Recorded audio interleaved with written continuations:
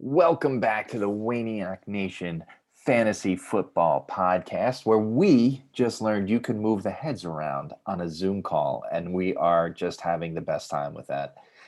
You can't, but we can. Joining me, as always, are my partners in crime. To my right, but then when I shift them to my left, is the one and only Mike Dunton. Dunton, welcome back to the show. How are you? I'm doing okay. I just watched Carolina probably play themselves out of the NCAA tournament on a game that they scheduled hoping to win. It was fabulous. Yeah, welcome to 2020 Part 2 basketball. Crazy. And joining us from the great state of New York is the one and only Fanduel Fee. Fee, how are you? Yeah, I'm good. I'm just kind of hanging out. We got 51 degree day today here in New York, so the weather is probably not starting to change, but at least it was a nice day here. Nice. We it was 77 down here, and Dunton also said he had a very nice day up there. It was gorgeous here. Nice. Well, obviously we don't have any fantasy football to report for you at the moment, as there's no fantasy football game. So we're going to continue our walk around the postseason recap, if you would. We've already done a bunch of shows on the biggest busts and disappointments, the biggest, some of the nice surprises, the best fantasy player from every team. And this week, we're going to talk about MVPs, the MVP at each fantasy football position. I think there's a couple different ways to look at it. Dutton, when I ask you what the MVP at each fantasy football position is, what are you looking for? I'm looking for the guy who you knew every week you put in your lineup was guaranteed. Everyone has a different expectation of points, right? Depending on the position. But you knew that whatever your expectation was, this guy was claiming it, and they probably finished in the top 3 at their position. So I think we're looking in the range of top 3 at their position. There might be some debates about where those people rank in those positions, but that's what I'm looking at. So we're looking at MVP at the quarterback position, running back position, wide receiver, tight end. We'll throw in kicker and defense. So that's 6. So what you're saying is, Dunton, is we should probably see the top 18 players in fantasy football. I would think fair. so. I like that. Yeah. Fee, what about you? What are you looking for if someone asks you for the MVP at a position? At a position, I think I don't want to just look at most fantasy points scored. I think that there's an element of consistency as well that factors into it. So while yes, the most fantasy points scored is matters, I think that something else that matters is someone that was doing it on a regular basis, even if they didn't have the most points scored. I think that's fair. I'm going to throw in value to the mix too. I think that, and you'll kind of see in one of my picks coming up when we talk about it, and I can explain a little bit more there. So let's get rolling. Fee, we'll start with you, and we'll start with the quarterback position because that's where we start in fantasy football. Who's your MVP at the quarterback position? Well, I think based on what I just said, the guy that I like for MVP at quarterback happened to have the most points, fantasy points this year, and that's Aaron Rodgers. There are a few other guys I think I would loop into that discussion as well, maybe like a Josh Allen or maybe even a Mahomes. But I think Aaron Rodgers, he was consistent all year long. The guy put up between 25 and 30 points basically every week. There might have been 1 or 2 off weeks. He was just insane. And while it doesn't really matter as far as MVP is concerned, everybody was off on him this year, and he went super low in drafts, and he just proved everybody wrong for the most part this year. So for me, it's Aaron Rodgers. Dutton, how about you? Yeah, it's interesting because so much part of me wanted to go Josh Allen, but I looked at a stretch of weeks, 5, 6, 7, 8. Aaron Rodgers had a bye week 5. Josh Allen averaged about 20 points in those weeks. Aaron Rodgers had 5 points week 6 against the Bucks, and then dropped 40, 33, and 44. Yeah. Yeah, it's Aaron Rodgers. Yeah. Like, It is Aaron. I think it is Aaron Rodgers, but I'd like to make a strong case for someone else, and it's kind of what I was talking about on the lead in. And if you look at value, right, and you look at what he allowed you to do, Tom Brady has to be considered for this. You're talking about a quarterback that went 10th round or later.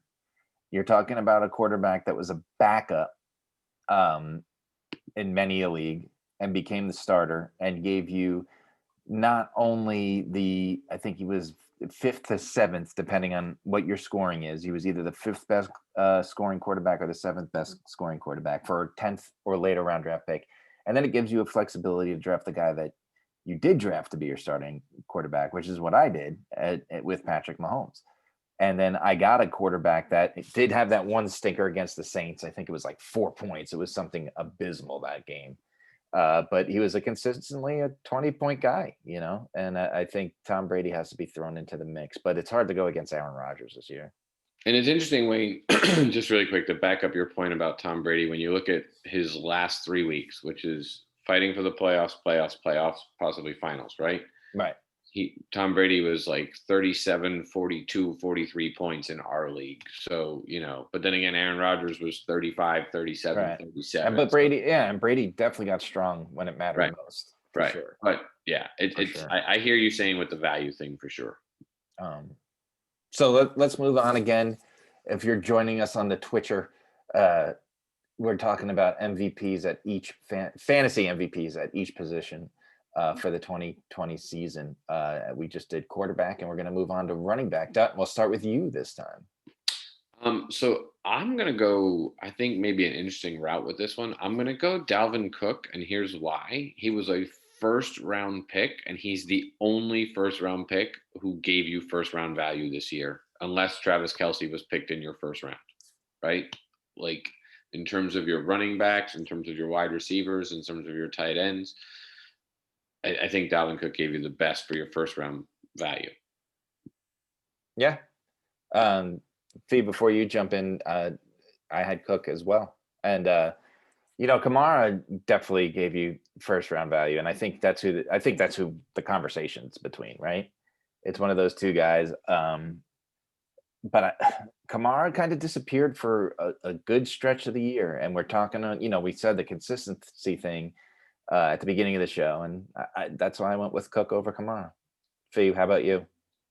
It's funny. I mean, we all agree. To your point, Kamara is in the conversation, but the problem is he did disappear several weeks in the middle of the year, and he was not consistent at all.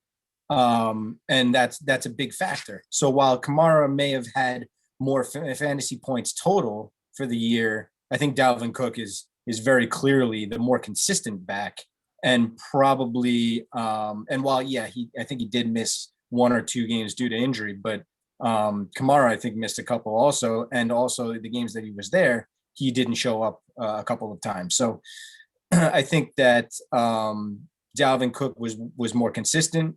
And while he had less fantasy points overall total, he was very clearly a more valuable player fantasy-wise. I think the only people who would disagree with us are the people who had Alvin Kamara for the finals when he dropped 57 points. Yeah, for sure. Moving on to wide receiver, we're not best. We're doing most valuable player, wide receiver, fantasy 2020. Fee, who do you got? I have. Let's see. This one's a tough one. I want to say Stephon Diggs, and when I look at it, he was fairly consistent all year long. But Devonte Adams was just insane. Like, he was just a beast. And he did miss 2 weeks early on due to injury. But when he came back, he was just unreal. He had 1 week where he had less than double digits, and the lowest week other than that was 15 points. So I think it's got to be Devonte Adams. I want to be on Diggs. This one's a tough one, but I think I got to go with Adams, which is crazy to think about because now you're looking at like Rodgers, Adams. It's like why didn't anybody why wasn't everybody all over the Packers this year? And yes, Adams was like the number one or number two receiver taken. Most of the time, number two because Michael Thomas was usually ahead of him. Yeah, I think it's Devonte Adams for me. My notes say Diggs makes a strong case based on value and consistency, but Adams straight up won teams games by himself this year. So I agree 100% with you. Definitely Diggs makes a very, very good case. Nobody thought he was going to do what he did. We knew that he'd be good. We knew he's going to have 1,000 yards, a few touchdowns, but he became I think he was the third or second or third, depending on how your scoring is. But Adams, I mean, he just put up crazy numbers for a receiver.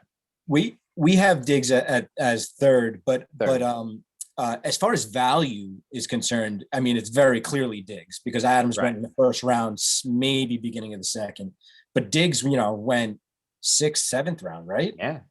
So value wise, clearly Diggs was head and shoulders pretty much above. I mean, he only finished 30, 40 points behind Devonte Adams, over, 12 or 13 weeks, you're talking about 3 points a week. I would take that 3 points a week if I knew I was going to get him in the 7th round versus in the first. Yeah. So if you want to talk about value wise, then I would say Diggs is head and shoulders above everybody else. Dutton, how about you? I mean, the only other name that you could possibly throw in the mix, I think, is Tyree Kill. But that's fair. To end the Devonte Adams stuff on Diggs debate, I'm with you on everything you both said. 18 touchdowns for Devonte Adams, 8 for Stephon Diggs. Right. Yeah. And that's where the difference is because Diggs had 1,535 yards and Adams only had 1,374. Mm-hmm. So. And Diggs was targeted. That's the other thing. Diggs was targeted more than Devonte Adams. Yeah. So. Yeah, 12 more receptions. Yeah, I mean Tyree Kill. It's those 10 more touchdowns that really. Yeah, and the reason I throw Tyree Kill in the mix is Tyree Kill had very similar, consistent numbers. He didn't have any off weeks. He had a couple of weeks. I mean, except in the Super Bowl, right, Dutton? That's right. But he did have the week when it counted for fantasy wise, where he had 200 yards and 2 touchdowns in the first quarter. Yeah, the best quarter in fantasy football history by a non-quarterback. Right. So moving on in our fantasy position by position, we're at the tight end, the MVP tight end. I think we're all in agreement here. I think this is the easiest one. But easiest one by far. We're going back to value. You could make a very good case for Waller. I mean, the guy put up wide receiver numbers, but you can't beat Kelsey. I mean, Kelsey's in the conversation as most valuable fantasy player. I mean, so it's a easy home run right there. It's funny though, looking at the numbers, Waller had 1 more target, 2 more catches, and he only finished 200 yards and 2 touchdowns less than Kelsey. As good as Kelsey was, Waller was really good too, and probably went in the 5th or 6th round. Yeah, and kind of gets lost in the conversation. It's kind of crazy. Yeah, no, he was outstanding. So I think you have to put him in the mix. But I mean, again, Travis Kelce on a different level. But I've decided that I'm giving a new nickname to Robert Tonyan of the Green Bay Packers, and he is becoming the Microwave 2.0. Nice. Because when you look at his numbers, he had 59 targets and 52 receptions. Yeah. And 11 touchdowns. Yeah, no, he was efficient. A touchdown every 5 catches. Yeah. That's great. Season. Yeah, he's the Microwave. let's do the let's have some fun and do a kicker because nobody likes the kickers. We But tried to get rid of him in our league, and we he got did. I wish we did. Got shut down. Dutton, who's your kicker? My kicker is Young Ho Koo. Yeah, there's no question, right? I mean, I just love that guy. Yeah. I had him last year. I didn't have He him just this year. delivers. He delivers. The and guy kicks Falcons, 5 or 6 field goals every week. It was the insane. Falcons He's are so good. field goal machine. Yeah, and he wasn't even the top kicker, right? Wasn't it the guy from Miami? I believe. Yeah, Jason Sanders. Sanders. Yeah. But I just think Koo, I just love him. I think it's like you said, he's every week was 5 or 6 field goals. Yeah. That's great. Mm-hmm. Maybe even give him the MVP of the year, the Golden Foot Award. So let's talk about defense. Like most people, we do defense. Hey, real quick, Benny, thanks for watching. Hi, Benny. We appreciate it. We appreciate Hi, it. Barful. Benny is his team was so bad one year. Gary Anderson won the MVP for him because he had nobody else on the team worth talking about while we're by the kickers. And that was the year that Gary Anderson was perfect until he missed the one field goal that cost them the Super Bowl in the NFC Championship game against the Falcons. Yep. Moving on, let's do defense, special teams as a unit. Fee, you want to tell us who you like? Oof. Sure. This one's a little tougher, even though it's I think so. It's kind of funny.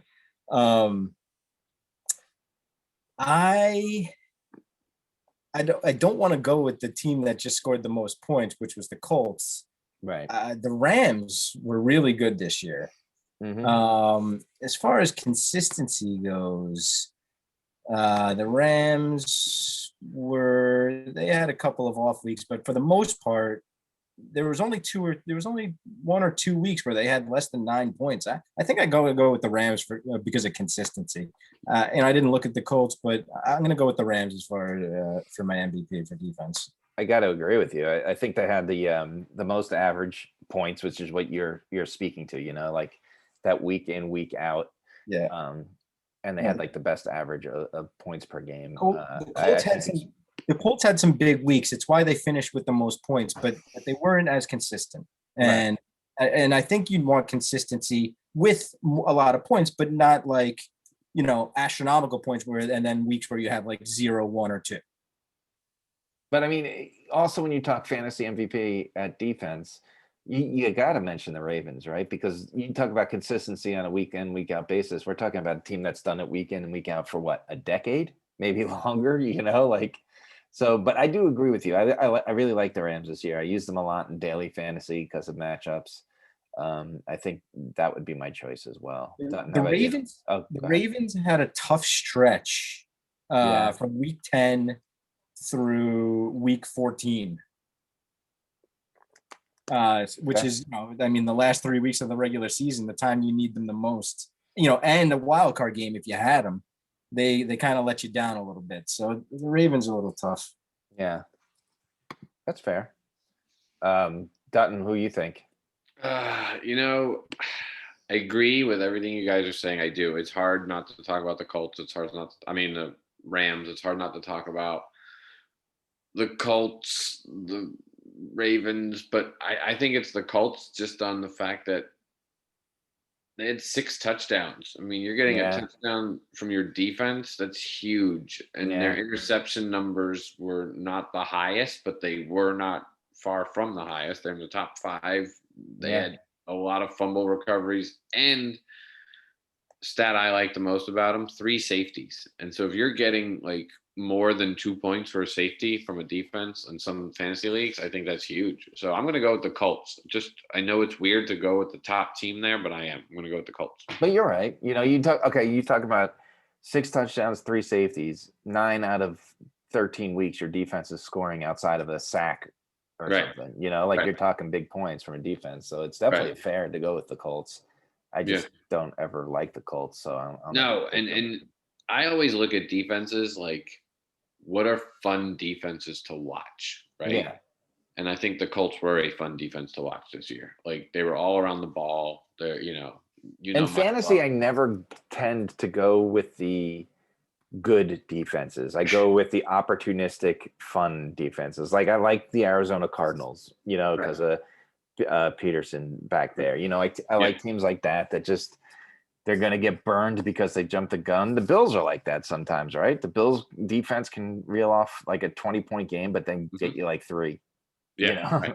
right, exactly. If they don't get the pick 6, then you're kind of, you know what'll be interesting going into next season. Like I'm looking at the defenses, just how they're ranked, and it'll be interesting to see how the rankings fall out next year. And I'm not saying this because I'm a fan of the team, but does the Buccaneers' performance against the Chiefs vault them into a top 3 fantasy defense at the beginning of the year next year? It's a good thing to pay attention to. I think where JJ Watt lands might affect some of the defense, like especially if he goes to a Buffalo. That's one of the rumors, or Green Bay is, you know, that's obviously going to be a rumor, but right. I think he could determine, depending on where he lands, who the top 3 defense is. Yeah, I mean, I think we're ripe for a couple of defenses to become like the 2001, 2, 3 Tampa Bay Buccaneers or the Ravens, you know, where you put that defense in and you were locking teams in for 20 points. I mean, Wayne, you and I have a famous game where I think the Bucs had 35 points on a Monday night game. Yeah. So I like it when defenses score points like that. It's fun. Yeah. Well, that's the positions. Hope you liked our rundown. Hope you disagreed with us so you could yell at us. Make sure you keep watching us on Twitch. Keep tuning in on YouTube. Subscribe, like, tell your friends. And then where else are we? Instagram. We're on Instagram. We're on the Twitter. I haven't tweeted in maybe this year. Maybe the last tweet might be 2020. Don't go to Twitter. Just use Instagram, Twitch, and our YouTube page. And as always, we'll see you next week with more fantasy analysis. Thanks for joining us. Have a good night.